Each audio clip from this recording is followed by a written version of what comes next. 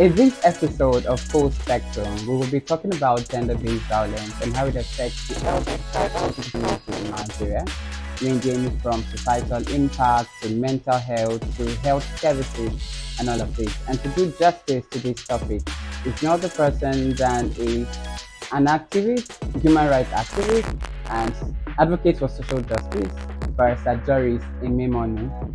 Thank you for joining us. Thank you so much for having me. Thank you. So, gender-based violence is a very common thing that most people might hear, but they might really do not understand what gender-based violence is. So, in a bit of sharing more light, can you tell us what gender-based violence is as it relates to the LGBTQI plus community in Nigeria? Um, Gender-based violence is a general balance which relates to everybody, but we know it affects certain people more than the others. So GBV is an action of a particular person that negatively impacts the other person, owing to their power imbalance between the two parties. So it affects both the general community and the marginalized community. Okay, on a scale of 1 to 10 for the marginalized community, how would you scale it for gender-based violence? Oh, GBV on the community is quite high, both within and outside the community. It's quite high. I'll say like 7. 7. Yes, I'll say like 7. All right. In your line of experience, would you want to point out the areas of gender-based violence that has really hit the community so well? Okay, so generally most of the cases we get comes from the general community, those who are aware of people's orientation, taking advantage of them because of that, and perpetrate all kinds of violence against them, ranging from blackmail, luring them out to an unsafe space, and perpetrating all kinds of violence against them. So these are bulk of the cases we have. So we also have that coming from even the community themselves too. Yes. All right, let's delve into something that is really significant. We know that Nigeria on its own is a very strong country that believes in religion, yeah, and traditional practices and all of those things, yeah. Do we see gender-based violence strongly coming from this angle when it has to do with religion and traditional practices in Nigeria? Um, as a people, we cannot separate who we are from that. Our daily lives as Nigerians, we have religion playing an active role. We have our culture, various cultures, playing an active role in our day-to-day life, our thoughts and our belief. Yeah. So this definitely has a way it impacts on GBV as it relates to the community. A lot of us are highly very spiritual, so so I can relate. that has an impact. Both the Muslims and the Christians, we have, religious beliefs that tend to undermine certain people, and that tends to put them in harm's way. Okay, so what would you say are the effects of gender-based violence towards the LGBTQI plus community in Nigeria?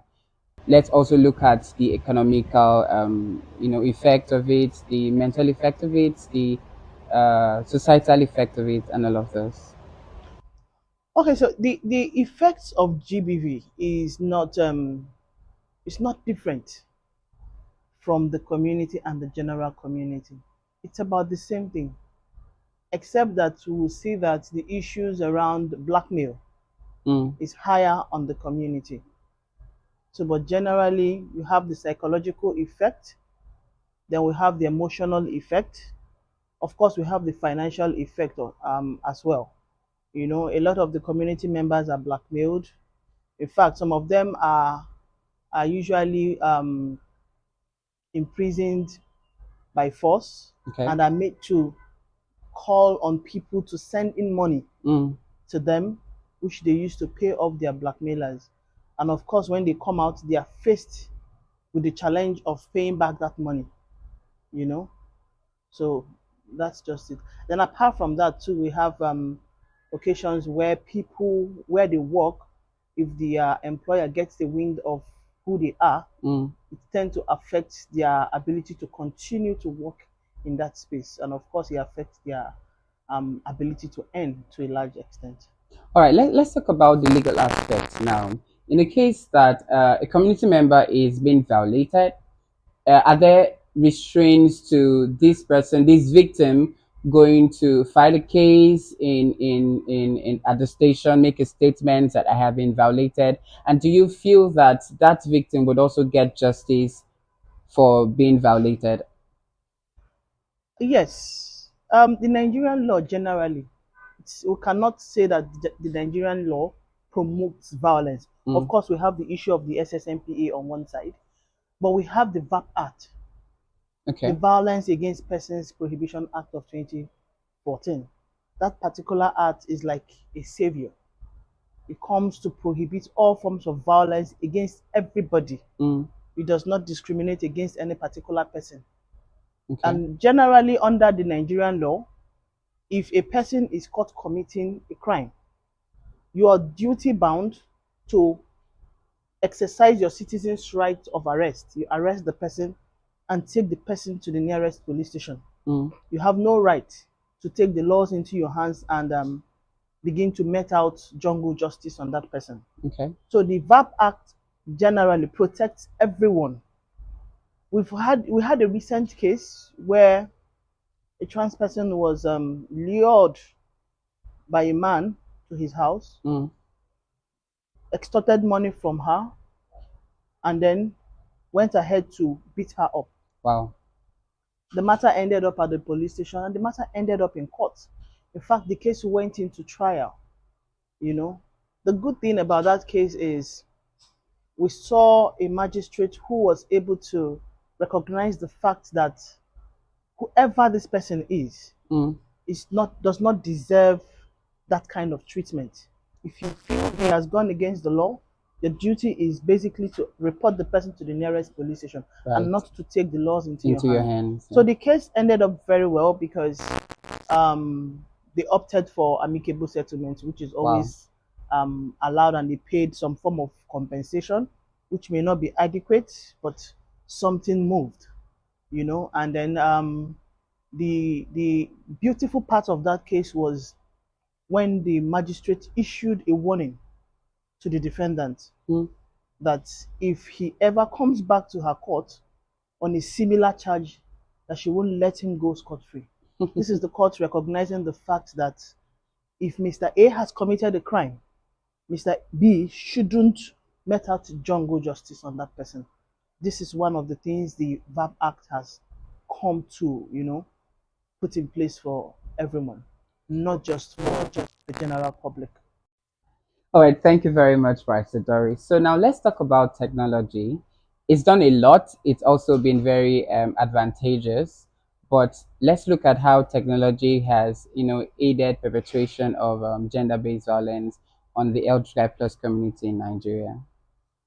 Okay, so like you've just noted, the technology has done so many things. Mm, You stay within a particular space and you're able to reach the world. And in that same vein, a lot of community members take advantage of that to, of course, reach out to other community members mm, and then interact. But unfortunately for them, a lot of persons who are not members of the community also take advantage of the same technology. mm, And through that, they get to infiltrate into the community, get details about the community, lure community members to I'll call the place unsafe unsafe space spaces, spaces. yeah. And while within that space, they perpetrate all kinds of violence against them. Get some of them, they strip them naked, make videos of them, and at times those videos go viral. And then we also have cases where they are beaten up and money extorted from them. They make them to get money from people and they take that money and walk away. So, Right. and most often these persons, when they come online, they don't come with their real identity. They come True. with fictitious identity, and sometimes you're unable to trace them. So for the community, this is a huge gap which they need to look into and be careful around how they use the technology to connect with people. All right, in this movement, we realize that if you want to focus on a particular set of persons, you would lose track of having to co-opt a lot of things. So let's talk about allies. Is there a way that, or is it even necessary for allies to aid we can't stop gender-based violence, but we can at least control how it happens. So is it possibility for allies, or is it even necessary that allies come together to support the community in halting gender-based violence? Okay, for me, charity they say begins at home. This definitely should come from the community first. Okay. And for allies to come in, the ability for allies to come in to assist the community is dependent on on what the community is able to dish out. We want to see a community where community members are firm in whatever they are doing. Mm. Community members who are gainfully employed to do things and earn for a living. Community members who are able to do things, not someone who takes being a community member as a job. It's not a job. Right. Yes, it's not a job for me. I don't think it should be a job. So of course, at that point, allies can come in to assist. Okay. So there are various things allies can do. Okay. Help in educating the community. The community also should take steps to educate themselves. They should be aware of their environment. Mm. You should just you we are laws out there. Educate yourself about the laws. Ensure you have them at your fingertips. Yes. So with that you can be able to, rely more on the allies. Okay, so I'm talking about technology, yeah. We see most of the times on Instagram or Twitter when we have cases related to the community, and most of the things are really funny are the comment sections. Yeah, we have a lot of persons saying a lot of things.